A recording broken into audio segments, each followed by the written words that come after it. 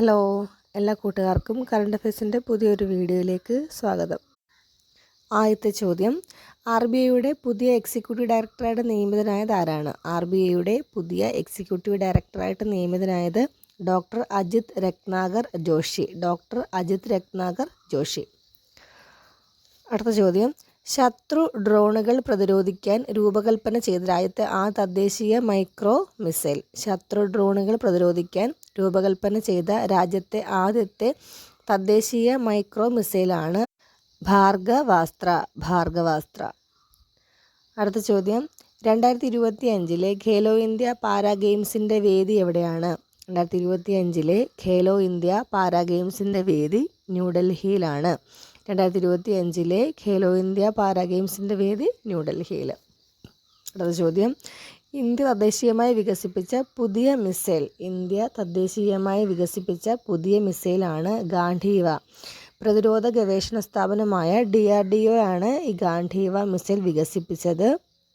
മഹാഭാരതത്തിൻ്റെ കഥാപാത്രമായ അർജുനൻ്റെ വില്ലായ ഗാന്ധീവത്തിൻ്റെ പേരാണ് പുതിയ മിസൈലിന് നൽകിയിരിക്കുന്നത്. അപ്പോൾ ഇന്ത്യ തദ്ദേശീയമായി വികസിപ്പിച്ച പുതിയ മിസൈലാണെന്ത്? ഗാന്ധീവ. അടുത്ത ചോദ്യം, 2024 സീറ്റ് ശേഷിയുടെ കാര്യത്തിൽ ലോകത്തിലെ ഏറ്റവും വേഗത്തിൽ വളരുന്ന രണ്ടാമത്തെ എയർലൈനായി റാങ്ക് ചെയ്യപ്പെട്ട ഇന്ത്യൻ എയർലൈൻ ഏതാണ്? അത് ഇൻഡിഗോ എയർലൈൻസ് ആണ്. 2024 സീറ്റ് ശേഷിയുടെ കാര്യത്തിൽ ലോകത്തിലെ ഏറ്റവും വേഗത്തിൽ വളരുന്ന രണ്ടാമത്തെ എയർലൈൻ ആയി റാങ്ക് ചെയ്യപ്പെട്ട ഇന്ത്യൻ എയർലൈനാണ് ഇത് ഇൻഡിഗോ എയർലൈൻസ്.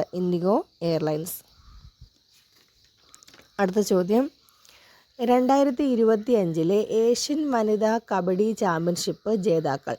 2025 ഏഷ്യൻ വനിതാ കബഡി ചാമ്പ്യൻഷിപ്പ് ജേതാക്കളാണ് ഇന്ത്യ. ഇന്ത്യയിലെ 58ാമത്തെ കടുവാ സംരക്ഷണ കേന്ദ്രം അത് മധ്യപ്രദേശിലെ മാധവ് നാഷണൽ പാർക്കാണ്. ഇന്ത്യയിലെ 58ാമത്തെ കടുവാ സംരക്ഷണ കേന്ദ്രം മധ്യപ്രദേശിലെ മാധവ് നാഷണൽ പാർക്ക്. കാനഡയുടെ 24ാമത് പ്രധാനമന്ത്രി ആരാണ്? കാനഡയുടെ 24ാമത് പ്രധാനമന്ത്രിയാണ് മാർക്ക് കാർണി. കാനഡയുടെ 24ാമത് പ്രധാനമന്ത്രിയാണ് ആര്? Mark Carney.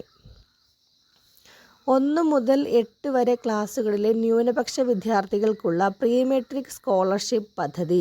1 മുതൽ 8 വരെ ക്ലാസ്സുകളിലെ ന്യൂനപക്ഷ വിദ്യാർത്ഥികൾക്കുള്ള പ്രീ മെട്രിക് സ്കോളർഷിപ്പ് പദ്ധതിയാണെന്ത്?